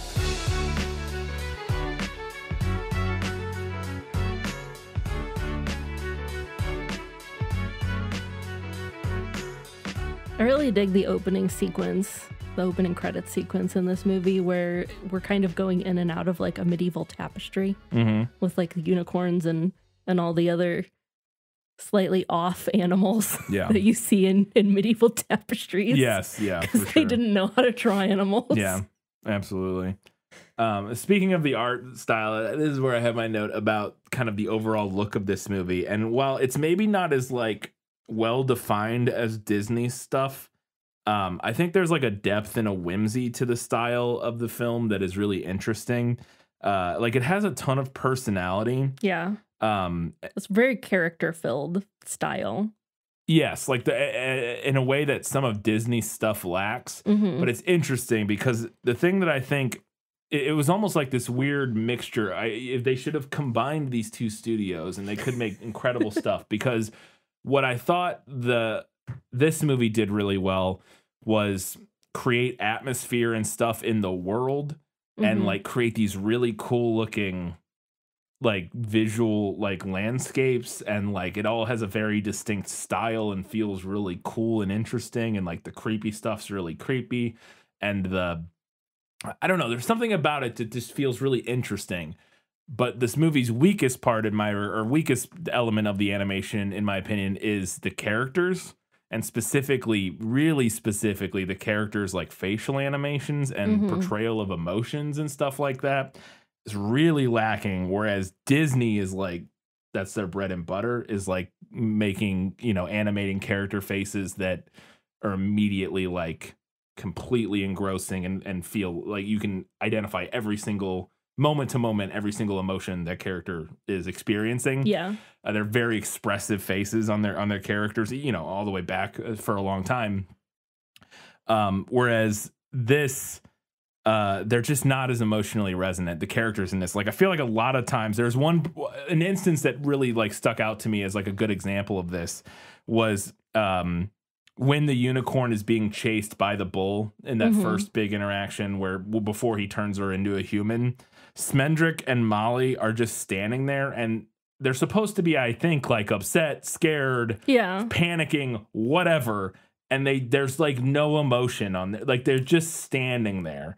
And there's a lot of moments like that where, and it's not to say that there's never moments that they have like good moments, like face, animations or emotionally like resonant facial animations. It's just a lot of the times there wasn't, and it felt like I was staring at blank slates in a really cool setting. Whereas Disney, it's always like really evocative of emotionally resonant, characters, faces and stuff set against sometimes backdrops that are not quite as like interesting. And I guess it could just be a matter of what the studios focus their time on, like potentially. Right. You spend a lot of time creating these really cool, like, and again, this is not to say that Disney doesn't have plenty of like really cool, It depends on the movie. Depends on the movie a lot. I guess part of it is I'm comparing this very specifically to our most recent movie, which is Robin Hood, because we do have a lot of animals and stuff. And in Robin Hood, the style of that movie was very boring to me. Obviously, that's also earlier. but it's not a lot early. It's like 10 years earlier.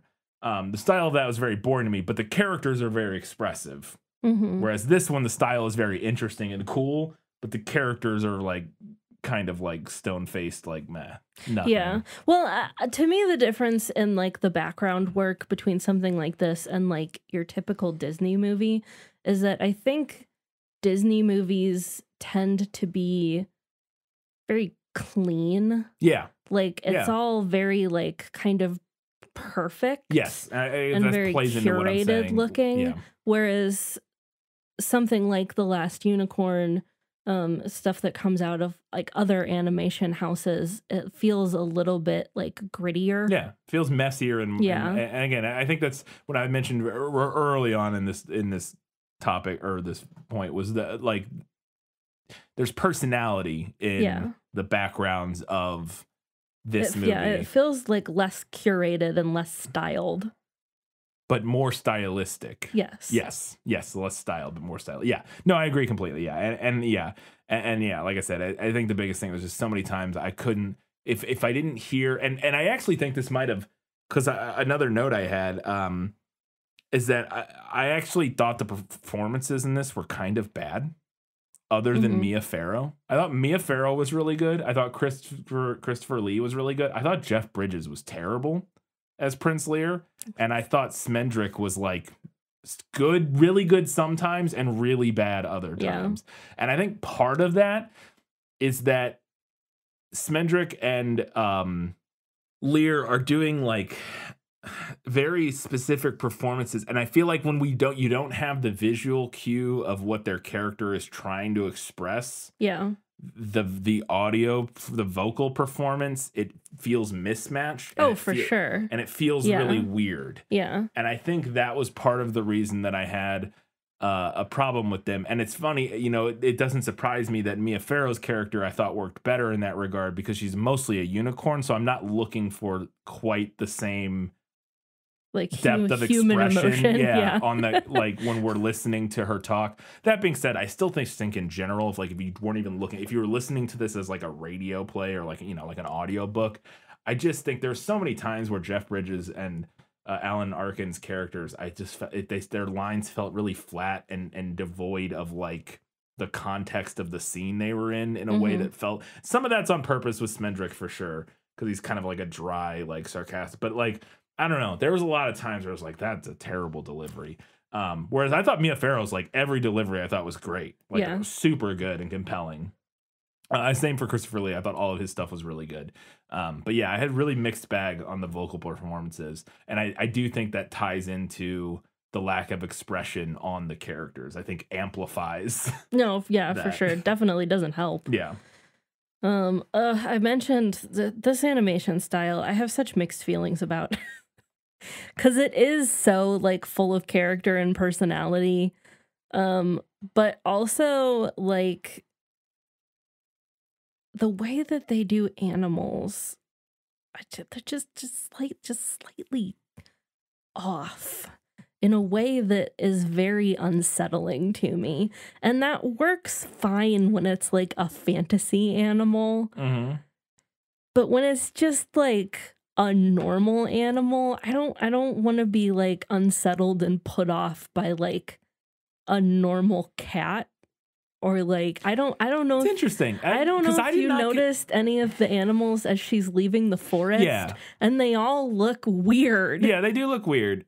It's interesting because I did not find the cat unsettling or off-putting. I thought he looked like a grumpy, like weird cat, like in a way that made sense for the character of that cat, like an old peg-legged cat in a castle. Yeah, he looks weird and off-putting, but like he should.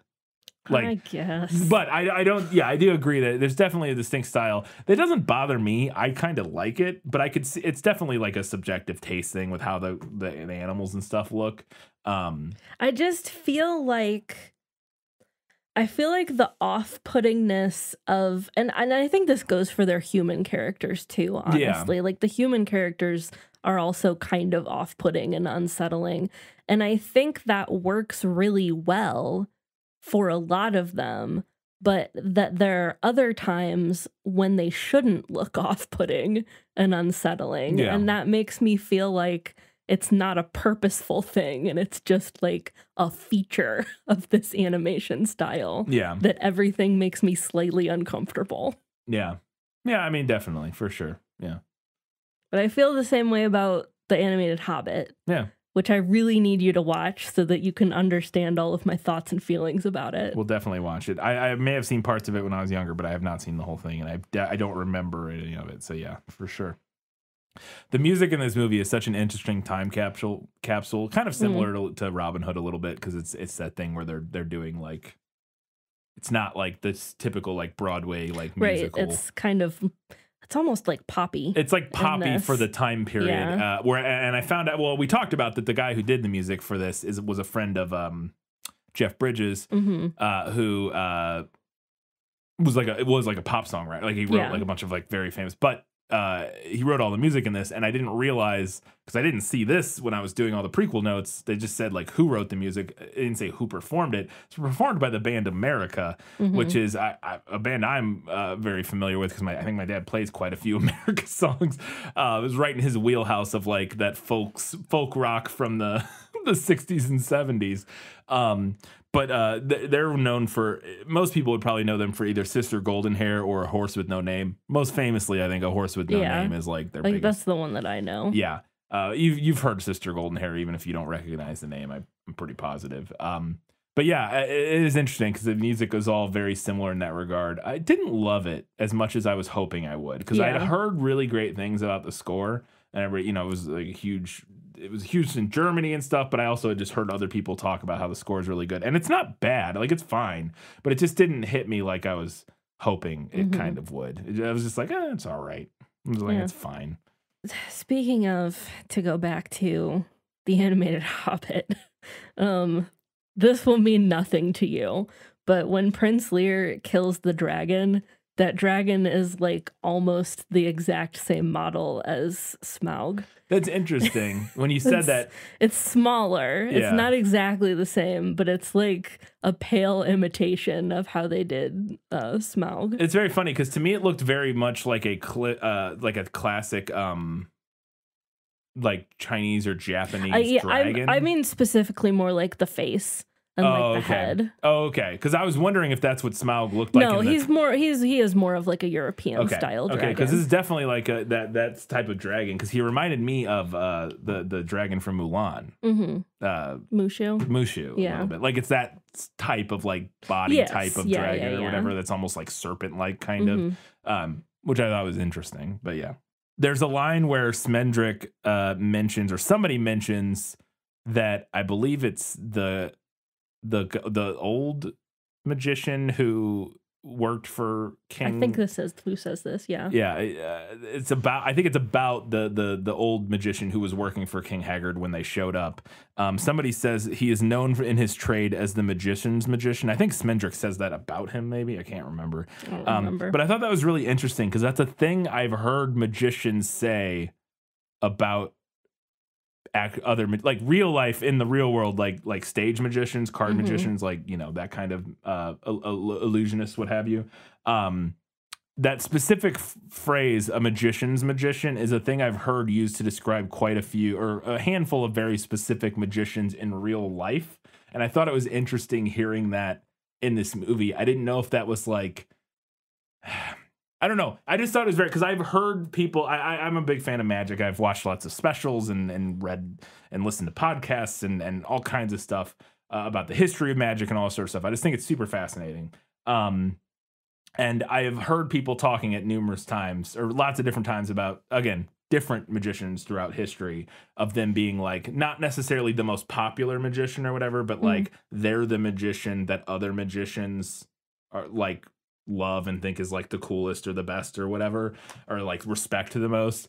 And so I thought it was really interesting hearing that line in this movie. But anyways, well, it's from the book, so Peter S. Beagle must have known about that. Yeah, I don't know. And again, maybe it's just a coincidence, because it's not like that magicians have it's not like the only people that say like the blank's blank, right? Like it's not like the only in baseball, people will be like, he's a pitcher's pitcher, whatever. Like there's other contexts where that kind of phrasing is used.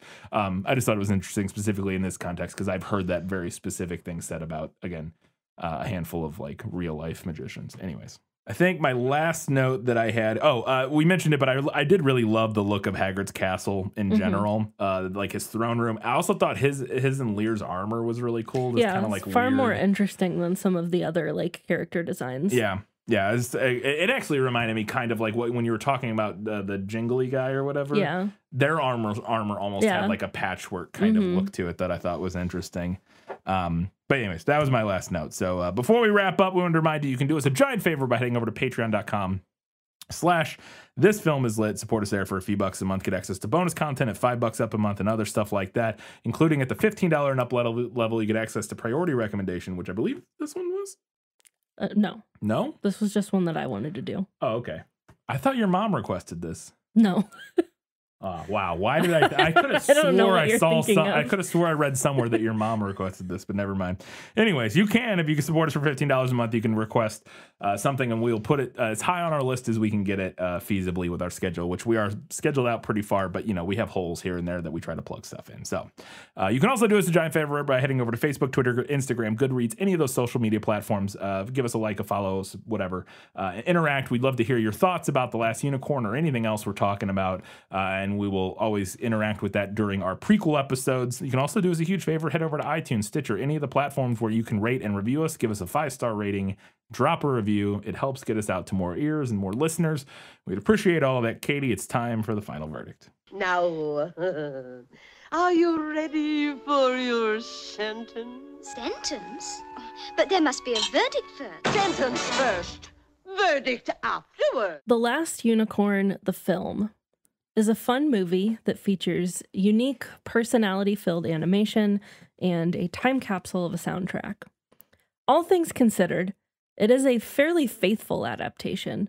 Most of what is in the book makes it onto the screen, but the majority of those elements have been whittled down about 25 to 50%. The movie didn't really add anything, and I will grant that most of what was removed makes sense to remove. However, I think you hit the nail on the head with your earlier comment. The movie is fun, but the subtle shaving down of the story resulted in something that is sometimes clunky and truncated in a way that doesn't quite work out perfectly. It was one of those movies where you turned to me afterwards and said you could tell that quite a bit was missing. The other area where the movie's slimmed down narrative falls down is in regard to the themes.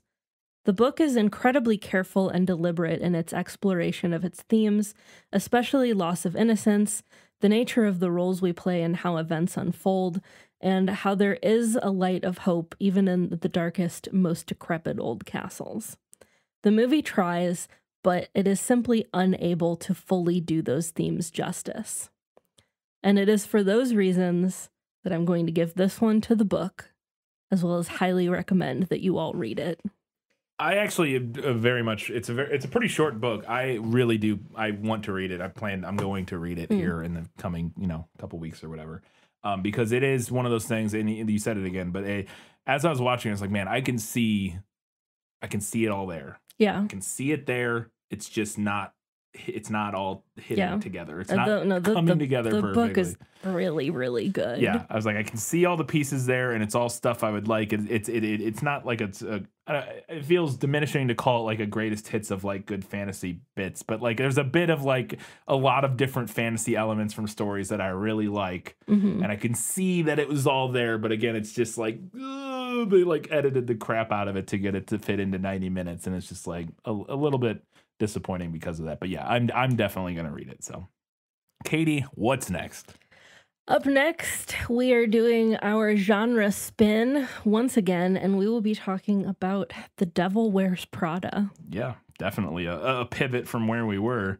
I've not seen this one, but it's going to be interesting. I'm looking forward to it. I have seen this movie. I don't think I've seen it like since it was recently out, though. Came out in like it came out in like 2006. And I think I didn't go see it in the theaters, but I know I saw it like around that general time period is when I saw this movie, but I have not watched it in like the intervening years.